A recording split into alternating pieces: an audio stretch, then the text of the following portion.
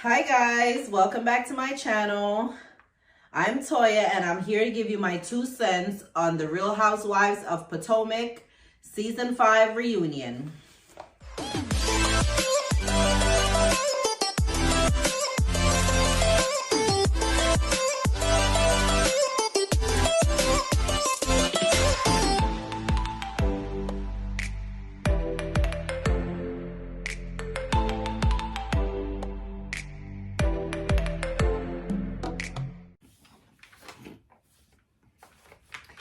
Okay, so the reunion starts out with, everybody in their, what do you call that? Glam room? Makeup room?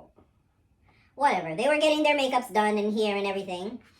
And, Andy was going around greeting everyone. We could already tell that Karen and Giselle are unready for each other. And Candace is still shook up months later about this fight with Monique. And we'll get into that later. Monique has a binder of receipts, color-coded. And they all get on stage and they're looking tense. Now, I'm going to talk about their reunion looks before I get into the actual reunion. And I pulled up a picture here to talk about their looks. Okay, so I'm going to start out with the order of which I'm seeing them from left to right on the picture.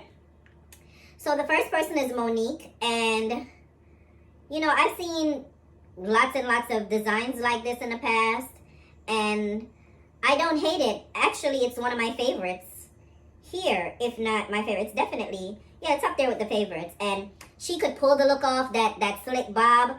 I, love that asymmetrical cut. I love her skin. She looks good. I don't know if I would have went with a nude shoe, but if it works for her, it works for her. Karen, I have to say, I liked everything I saw while you were on the screen from the neck up. I liked your earrings. I liked, how whimsical it looked. I liked your hair that was pressed bone straight. And I loved your makeup. You looked very youthful and glowing. Kudos to your glam squad for that. I still can't see this dress very well, but it does give me grande dame, like older lady vibes. I mean, there's cleavage and everything, so it's kind of, I'm a mess. I was eating after I recorded the last video. Whatever, don't judge. So, yeah, I still can't see the full dress. Let me see. I think there's pictures of everyone else. Oh Lord. Okay, all right. Oh, now that I'm seeing Monique by herself, this is everything. Sis is giving body. Like, how many kids do you have? Girl, that's nice. That's yeah. Okay, so I don't hate Karen's dress. I see that leg. I see the cleavage. I see everything. I don't know what, it was coming off a little fuzzy on TV for me. So, I don't know. It kind of gave me grandma, but. Now, Ashley, I'm just going to say, you're pregnant, so I'm going to give you a pass. But I hated it. Ugh! What is that? Grandma's couch material, flap, wing light. I don't like it. Why? Is talking about Giselle cankles a thing? Giselle has a really big calf. And I've noticed it all along. Never said anything about it. Not even to my friends talking about it. A lot of my friends don't even watch this show. But if you were any skinnier, your calves would be the size of your thighs. I don't love the outfit. It seems very dated for me. So I'm going to move on to Miss Candace. Candace is giving me, I don't hate it, but I think I've seen it before. I want to say at her anniversary party, did she wear something with a big bow on it before? I don't know. I think I've seen it before with you, ma'am. Face was beat. I loved your ponytail. I think you could have done better. That's all I'm going to say. Now, Miss Winty. I don't like that shiny material. What is that, satin? It sometimes makes outfit look a little cheap. And this looks like, you know, one of your friends made it. The dress itself aside, though, the design is not terrible looking at it from the front. Looking at it in the group picture with everyone, it looks very childish. I don't like it. And Robin's look to me is very classic. You know, it doesn't have a lot of bells and whistles, but I loved it. I mean, long gown, fitted, fishtail, long sleeve, everything looks snatched. I don't love your hair. You take a lot of risks with your hair. Some are hits, some are misses, but this to me, I don't know, what is that, a cheetah print in your hair? It's very childish. I don't like it. And that's all I have to say about the fashions. I know I took a while on that, and maybe you don't want to hear nothing about fashions from me, but that's my 2 cents. Anyway, so... By the way, I know I wasn't reviewing this for a while, so we didn't get to talk about Ashley being pregnant with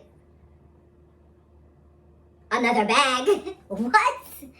Ashley, you securing the bag, and as we can see, you know, your husband's booty-grabbing scandals are coming up in this reunion again, so we're gonna brace ourselves for it. At this point, we're all used to it because since you've been on the show, has there been a season where your husband was not accused of doing something inappropriate to someone, doing some unwanted things to people?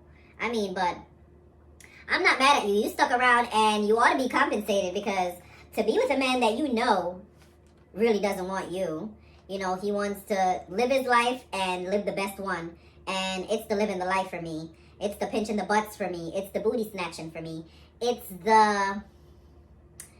You know, it's all of it. And you stuck by that man. You defended him. You defended him even when it made you look stupid. And I say, get your bag, girl. Now you got 2 of them. And, you know, if this one comes out looking exactly like the last one, then you should have no issues because looks like Michael. Just said that in the last video about Portia's baby. I hope no one's getting mad about this. How come? Drop down in the comments and let me know if you think these people should be mad that people think that their kids look like them. Because, isn't that the point? I mean, Michael does look a little funny. But the baby's adorable. Baby money bags is adorable. And, you know, you might as well get a second bag, you know. Secure the bag and the bag. Go ahead, Ashley. We not mad. Anyway, they go through a montage of an evolution of all of the ladies over the course of 5 years. And we've seen that basically Giselle and Robin have not changed. Karen changed the most. And Andy goes on to ask Karen, you know, if she's had some work done. And Karen told Andy the very last and most recent work that she's had done. And then here go Robin chiming in. But, you know, how many has it been? Like, get specific with us, Karen. You know, Karen shuts that down. And, yeah, basically they're saying Ashley went rogue after the baby. Like, her mouth, like, she had no time for the BS. Her fashions went like, you know, she is just a mom now. So she has no time to play with the ladies.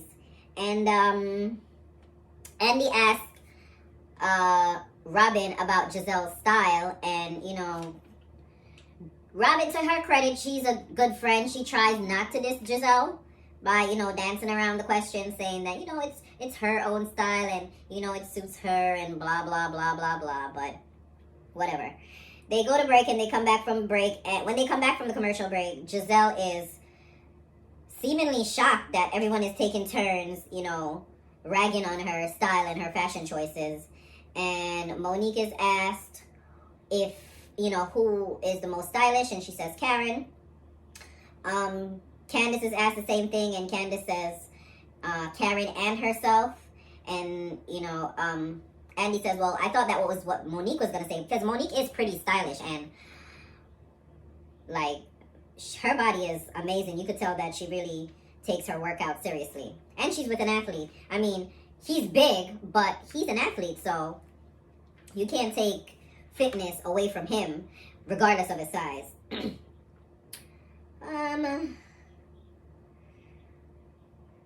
So they show another montage of the Green-Eyed Bandits' friendship. No, was it a montage?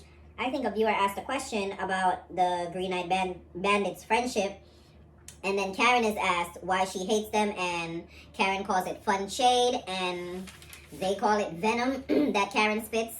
And I mean, it's not as if Karen is coming up out of nowhere with these things. And it's not as if when you guys do it back, you're coming up out of nowhere with these things. It's just that, you know, some of Karen's clapbacks sting a little bit more than yours. But everybody's ready to cry victim when it's their turn to be clapped. Anyway, we move on to Wendy's whole package. And, you know, they're talking about her resume and her family. And she's bragging about her 4 degrees. And we see that Giselle is, in that clip, we see Giselle run into Wendy and telling her that, you know, Karen is saying this about you, and Karen called you a floozy freelancer and all this other stuff. And, you know, Andy's talking to Wendy about her Nigerian fan base, and, you know, basically she's saying she's loving it when she goes to her Nigerian stores. Everyone makes a big deal, and, you know, she, all in all, had a great season. And Andy compliments her by saying he's impressed with, you know, what she's been able to accomplish. And the viewers chimed in with, well, Andy cuts in with a viewer question, or saying that the viewers were saying basically, enough with the degrees, bitch. Like, we get it. You're accomplished, but don't beat us over the head with it. And, you know, Ashley takes this opportunity to ride this wave and drive this point home. Like, you use your 4 degrees as a weapon. You talk down to people about your 4 degrees, and people are kind of sick of it. It's hard to be proud of you when, excuse me, not corona. So it's hard to be proud of you when you are constantly acting as if, you know, I have 4 degrees, and because you don't have 4 degrees or more, then you're not equipped to talk to me. And with Wendy, I've noticed over the course of the season that anytime she's confronted with something, or someone claps back at her clap back, she's quick to like shut them up and button it and, you know, put a period at the end of the sentence. But she's also free to open it back up whenever she feels fit. And then as soon as somebody says something again, she's like, okay, I'm done. And stop talking. And this and this and you're not. Is the kitchen too hot, Wendy? I mean, if you're gonna read and give shade, like, you gotta stick around for some of that. I'd be more impressed if you could come back with a comeback after somebody set your ass straight. But I'm not ganging up on you right now because that's not what this is about. I messed around and forgot what I was talking about too. Okay, so basically the fans are tired of your 4 degrees, and so am I. Drop down in the comments and let me know if you're tired of it too. Now Andy's asking why Karen is not as impressed with Wendy as pretty much everyone else is, and why Karen called her a floozy and a freelancer. And something interesting happens. Giselle, unprompted, said, you know, she admits to add in the word floozy. And even Andy had to say, well, that's a big ad, Giselle. It's not, you know, that made things 10 times worse. And Giselle's response to that was, well, I only said it because Karen wanted her off the show. Well, what does that have to do with you? Did Karen send you to kick her off the show? Did Karen ask you to kick her off the show? Or did Wendy come to you and say, girl, I need the tea. Can you save me from being kicked off the show? You're just messy. And word on the street is that you're always being the one with the word on the street. Anyway, we go to a break, and once we get back from the break, Giselle is explaining why she knows that Karen wanted Wendy off the show. And her explanation is something to the degree of her and Giselle met up at, Karen and Giselle met up at New Birth, and Karen pulled her to the side and said, I don't think this new girl Wendy is, you know, gonna fit into Potomac, and blah, blah, blah. And then, of course, the other bandit, green-eyed bandit, chimes in and says her part. And at that point, that was just white noise to me. I didn't even hear what she said, but I just know that she chimed in. And Wendy says that she feels that Karen didn't take to her because she didn't go to her like she was Mother Goose. She didn't go to her like she was the Grand Dame. She didn't go to her and bow down and kiss her feet and say, I needed guidance and you're someone that I look up to. And, Andy basically said that she had a point and turned to Karen to ask her about that, to respond. And, Karen denies that that was her motive behind not liking Wendy. And then they move on to showing that, Candace and Monique both came in as newbies, kind of showing gratitude and paying homage to Karen. Excuse me, shoot.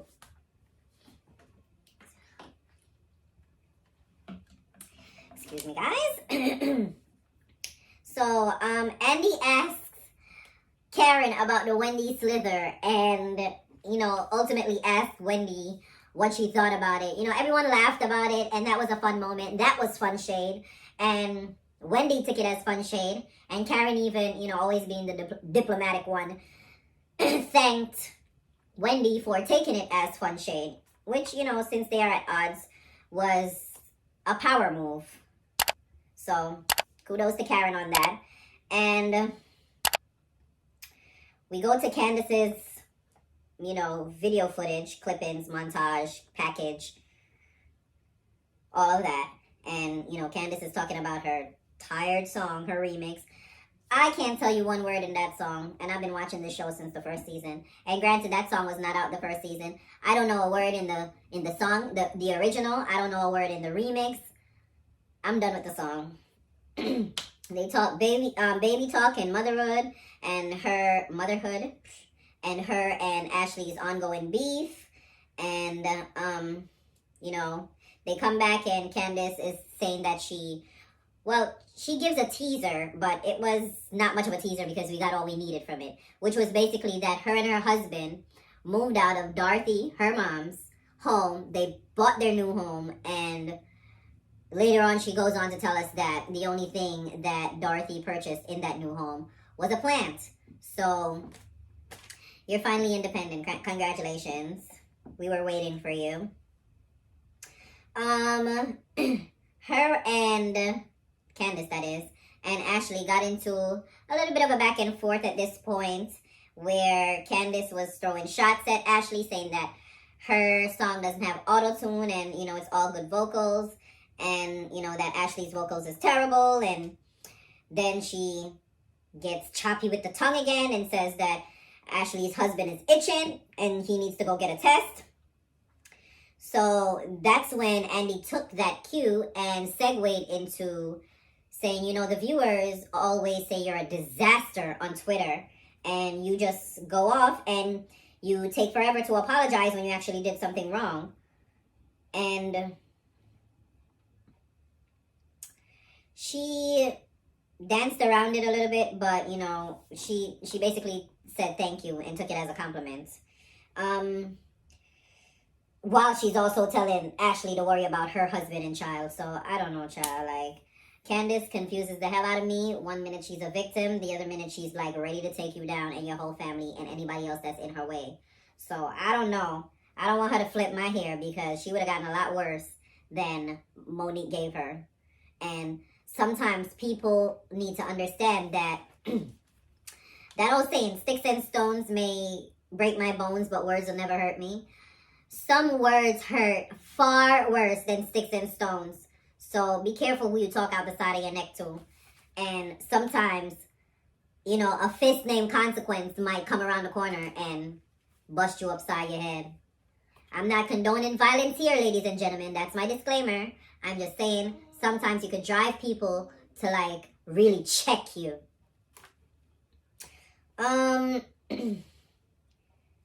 So Andy, a viewer asks if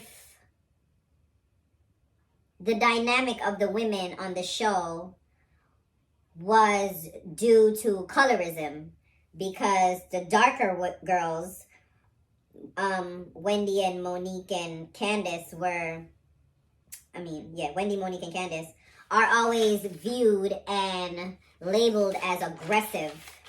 And I'm going to tread lightly here because I want to say how I feel and still feel like I'm in a safe space, even though this is my channel and I'm free to say what I want and it's my opinion and it's my 2 cents. But I have to say, I see no real evidence of that. I'm not saying it doesn't exist, or maybe it's that I've been blind to it. I don't know what it is, but I've never seen any evidence of it, or there's never been a situation where I have to be like, I don't know. Anyway, Wendy perks up and she's like twisting her neck and looking around at everyone, and I'm like, this is a trigger. This is to start something. And, you know, I don't want where real issues are happening, people are already like desensitized. Like, you know, this is eventually not going to be triggering and as alarming anymore because you throw this at every little thing. And we need to stop doing that. I'm not saying be afraid and don't use your voices and speak up when these things are happening, but to just throw it around willy-nilly like that, you just have to be careful, or that ish could backfire. And I just, what happened to just feeling like Giselle and Robin are just bitches? And to be honest, these so-called darker girls can be aggressive. I mean, Candace with a knife and her mouth half the time. Wendy trying to beat people over the head with the 4 degrees and the championing for Team Candace and the Candace and Monique saga. And you know, Monique, we saw your aggression on camera, girl, so we're not even gonna go into that.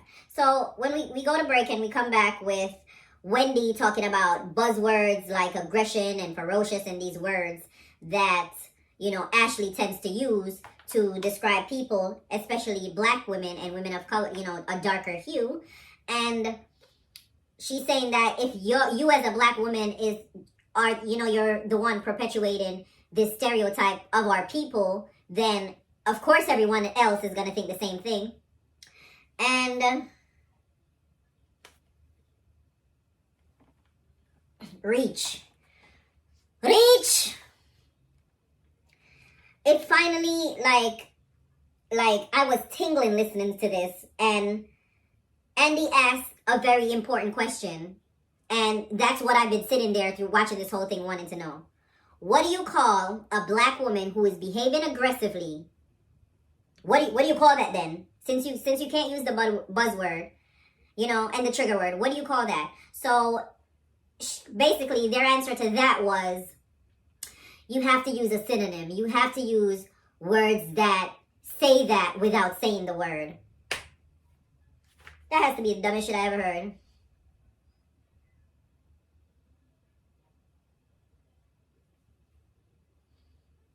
That is so dumb to me, like.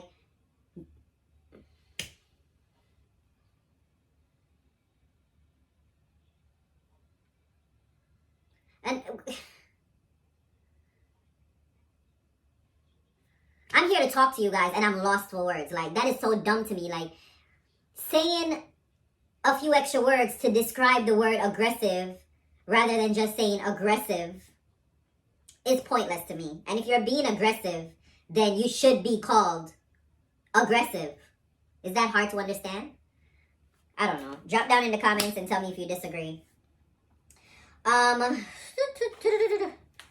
So the viewers come back with, and shout out to the viewers because they're asking some of the real questions that Andy low-key, high-key would love to ask himself, but, you know, he's kind of letting the viewers fall on these swords for him. Not that he cares. I mean, he's an executive. He has the power to remove or to any of these women, but I guess in his eyes, he wants them to, you know, keep their answers authentic and not just try to kiss his ass when they're answering because they're pining for their own jobs. Anyway, so the viewer comes back with, to Candace, can you admit that your words are choppy. And she substitutes some words, like you should when you're trying to call a woman aggressive. She substitutes some words for yes. And Andy asked about kids, and she says that we'll know soon. And, she talks about, as I previously mentioned, the new home with her and Chris, and Dorothy only giving her a plant. So we come back from another commercial break, and before we go to the commercial break, going into the break, Monique was so upset, like she was big mad about Candace and Giselle being fake the entire time they've been there, and how they should be minding their own business, especially Giselle, since, her house of cards just needs a light wind to come crumble into the ground, tumble into the ground. And she basically is telling us that she has her binder on Zeki, and she did not come to play. So we're waiting for the receipts with the binder, girl. So we finally get to the break, and once we come back, we're looking at Giselle's montage with, everybody reacting to her get back with Jamal, aka Cheaty Cheaterson from Cheatersville. And so Andy now is asking her all these questions about what's going on in her life. He asks if, construction is done on the house, and she says no, due to COVID-19. And he's asking about her style, and she's saying it's not for everyone. And her and Karen had a back and forth and about the style of her house, that is, not her dressing, because we already know that's a disaster. But they ask about the style of her house, and she's saying it's not for everyone, and Karen calls it Ronald McDonald decor. And then Giselle tells Andy that Karen's Geritol kicked in. You know how long I haven't heard that word, Geritol? I'm not even sure what Geritol is, but I know it's something for someone old. And Wendy says that's ageism. Wendy loves a protesting moment. She does political commentary, so she lives for a call out of something. And they move on from there quickly, because I'm glad no one got on that bandwagon talking about ageism. So Andy asks about her makeup line, Giselle's makeup line, Every Hue. And she says, the manufacturers are shut down due to COVID. COVID is the best thing that happened to Giselle, because that's her excuse for everything. Her business, COVID. Her house, COVID. Andy asks how she's doing with seeing Jamal. She's saying it's tough due to COVID. And when he asked how is the relationship going with Jamal and his girls now, as in the kids he has with Giselle, because we all know he has a few more. And she's saying that the show helps, that they saw themselves on TV, they kind of reflected, and bullshit. Listen, teenage girls are very like, ew, what's that? I don't care. Don't talk to me. Like, they are still not checking for their dad. I don't believe it. I don't think the viewers believe it. But, keep shoving it down our throats till we choke, I guess. So Andy asks if her dad is still, not Team Cheaterson. And she explained that her dad still doesn't like him. And that's understandable. It's your dad. And he knows that Jamal is around here dropping D off at all the church members. So why would he like him for you? Why would your girls like him for you? That's the point. Anyway, the viewers are asking if anyone sees, no, this was Andy. If anyone sees a difference in Giselle since she's been back with Jamal. And baby, Karen came up with her own word on the street. When I tell you Karen said word on the street is that this is all a storyline. And guys, you heard it here first. Karen said word on the street is it's a storyline, and All of us want to know if your father was right when he said Jamal has 6 or 7 baby mamas, and allegedly the 7th one is the most recent one, which he had on your watch. While you were up walking around these Potomac streets claiming Jamal was over there dipping and doing it, making baby number 7 while he was with you. So, I'm excited about this part. I was in here hollering watching this. This reunion gave me a life. Next. So, we come back from the break and Karen is saying, let us know. We want to know. We want to know. And Giselle is trying to like shrug this off. And she's like, Andy, do you have a question for me? So Andy asks, well, would you leave if he does have another baby? And she's like, oh, he doesn't. He doesn't. So then Monique walks in.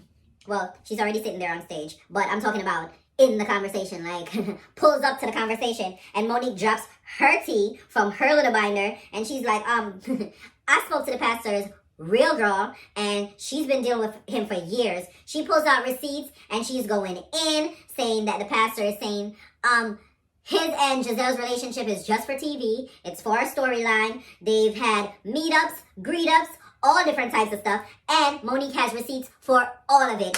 She says, do you want me to pull it out? And waste no time, Mama pulled out receipts. And then she calls out Jamal's phone number on stage. What did Giselle do? Confirm that number so she knows it's Jamal's number. Now, I know these kids nowadays with technology, they could make something look like something. They could make up something. They could make it seem like one number is texting from a whole different other number or whatever the case is. But let me tell you, I believe it. I don't believe none of this mess happened. I don't believe none of that technology mumbo jumbo happened. I completely believe all the tea. So, Candace is chiming in, by the way, at this time because, you know, Monique is the one dropping the tea. You know, Monique and Candace is. So, Candace chimes in and she's like, oh, this is disgusting. You're destroying blah, blah, blah, blah, blah, blah. And I'm like, Candace, shut up.